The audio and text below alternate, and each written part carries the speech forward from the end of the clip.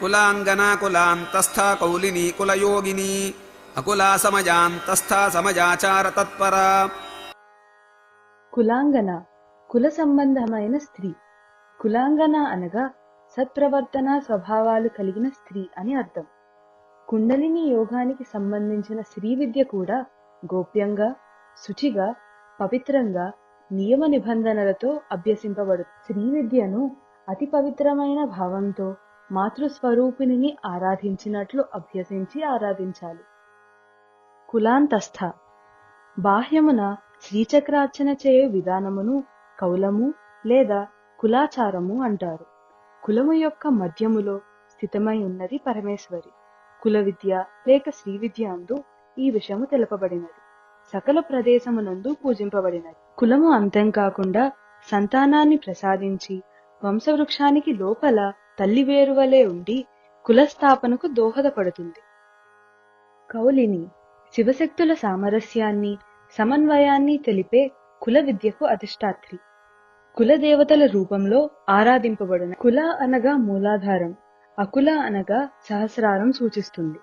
కుల అనగా శక్తి, అకుల శివుని సూచిస్తుంది. కుల అకుల సంబంధమే కౌలిని విద్యలో చెప్పబడింది. శివశక్తుల సామరస్యము కలిగినది కౌలిని. కులయోగిని కుండలిని యోగ దేవతా స్వరూపిణి. భౌతికారాధనకు ప్రాధాన్యము ఇచ్చేవారి పూజలో మూలాధార శక్తికి ప్రాధాన్యం ఉంటుంది. ఈ మార్గము ద్వారా కూడా యోగాన్ని అంటే ముక్తిని సాధించేవారు ఉంటారు. వారు ఆరాధించే ఈ కుండలిని యోగ దేవతను కులయోగిని అనవచ్చును. కులామృతైక రసిక నామం దగ్గర నుండి కులయోగిని నామం వరకు గల 6 నామాలు కౌలాచారమునకు ప్రాధాన్యం వహించే బహిర్గత పద్ధతికి సంబంధించిన నామాలు చెప్పబడ్డాయి. అకుల అకుల స్వరూపురాలు లేదా కులము లేనిది. అకుల స్వరూపురాలు కుల మార్గం అనగా షట్చక్రములు ఉన్న దారి. అటుపైన సహస్రార చక్రమును అకులం అంటారు. శివుని చేత సృష్టింపబడినది కాబట్టి కులము లేనిది అని మరొక తాత్పర్యం. కులాతీతంగా పనిచేసే శక్తి దేవత అంటే వైవిధ్యంగా విశ్లేషణాత్మకముగా ఉండే సృష్టిలో సమిష్టి రూపముగా విశ్వశక్తిగా పనిచేయు ప్రాణదేవత.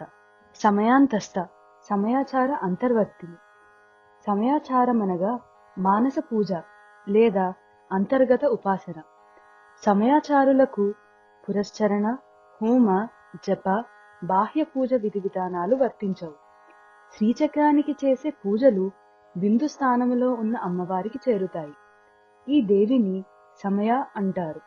ఈ సమయ దేవతను పూజించే వాళ్ళనే సమయాచార్యులు అని అంటారు.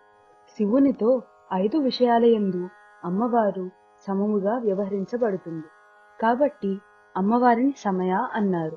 ఈ 5 విషయాలు అధిష్టాన సామ్యం, శ్రీచక్రంలో శివపార్వతులు ఇద్దరూ ఉండి పూజలు అందుకోవడం. అనుష్ఠాన సామ్యం, సృష్టి, స్థితి, లయ, తిరోధాన అనుగ్రహాలనే పంచకృత్యాలలో సామ్యం. అవస్థా సామ్యం, నర్తకాది విషయంలో సామ్యం. నామ సామ్యం, శివ, శివ, భైరవ, భైరవి మొదలైన పేర్లలో సామ్యం. రూప సామ్యం, ఇద్దరూ రూపవంతులే. అరుణవర్ణము, తలపై నెలవంక, 3 కన్నులు. సమయాచార తత్పర, సమయాచారములో ఆసక్తి కలది. ఈ సమయాచారంలో అంతర్ముఖ ధ్యానం, దీక్ష, శ్రద్ధ, ఏకాగ్రత ప్రాధాన్యం వహిస్తాయి. శరీరంలో ఉండే షట్చక్రాలతో శ్రీచక్ర స్వరూప సమన్వయము ఈ పద్ధతి యొక్క ధ్యేయం.